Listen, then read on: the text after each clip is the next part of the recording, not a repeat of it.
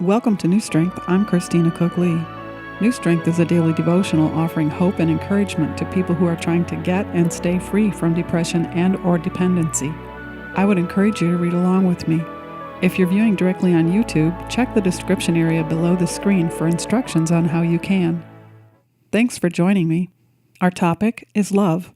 The focus, the sacrificial love of Christ. The scripture, John chapter 15, verse 13 from the King James Version of the Bible.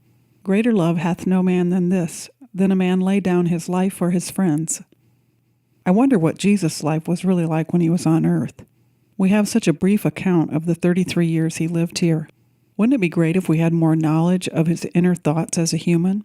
Such as, did he always know from the time he was born that he would offer himself as a sacrifice for the sins of the world? Or was it something that was revealed to him gradually as he spent time in prayer? We know he often quoted Old Testament messianic prophecy, and the scribes and elders were amazed at his knowledge when Jesus was brought to the temple as a boy. But what about when he was 4 or 5 years old? Did he know then?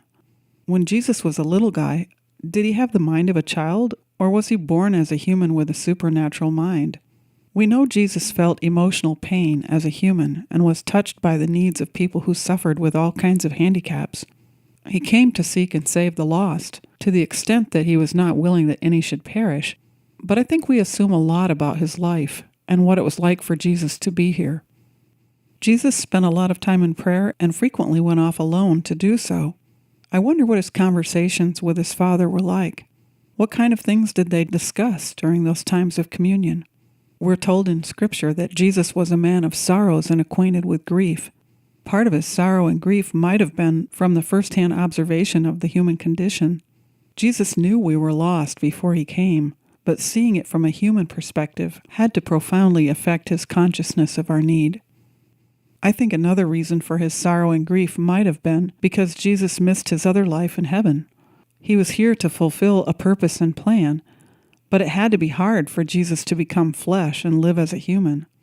When he was praying in the Garden of Gethsemane on the night he was betrayed, Scripture says Jesus was in agony of spirit. He was struggling desperately with what he knew was about to happen. It says he sweat drops of blood. In all the stress you or I have ever felt, we've never sweat blood, not even close. We don't know everything about his agony. All we know is that Jesus remained faithful to the plan and went through with it. Jesus was already bleeding during his final contemplation, as he gave his word of agreement to his Father, saying, "Not my will, but thine be done." Jesus bled as he made that decision. He bled as he was whipped. He bled from the crown of thorns. He bled from the nails in his hands and feet.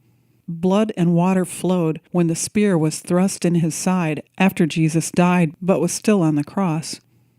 Life is in the blood, and his life and blood were completely poured out. We don't know in detail what went on between the time Jesus died as a human and when he was resurrected. Was he really battling with the devil in hell during those hours? If so, what horrors did he experience in the process? We know Jesus won the battle, or his spirit wouldn't have been able to re-enter his body on resurrection morning. Jesus was physically raised from the dead, or the tomb would not have been empty. There's a lot we don't know about Jesus, but what we do know is that his love and desire for an eternal relationship with us required an extremely high price. A price he was willing to pay. The price required him to leave heaven for 33 years, live as a human, pour out his life and blood, all of which he was willing to do, to prove his love. Declaration: I will find new strength in contemplating the sacrificial love of the only begotten Son of God. I will allow what I know about his love for me to transform my mind, my will, and my emotions. When I am tempted to believe no one cares about me, I will remember the truth. Thanks for taking the time to listen. I would really appreciate it if you would like this segment, and if you wouldn't mind, please share it with someone else who might also benefit from it. And if you haven't already, subscribe to the New Strength Devotional channel on YouTube or on WordPress, and then a link will come to you every day in your email with a segment like this. And if you're already a subscriber, I'll look forward to meeting with you again tomorrow. My prayer is that you will find new strength day by day and endless blessings. I'm Christina Cook Lee.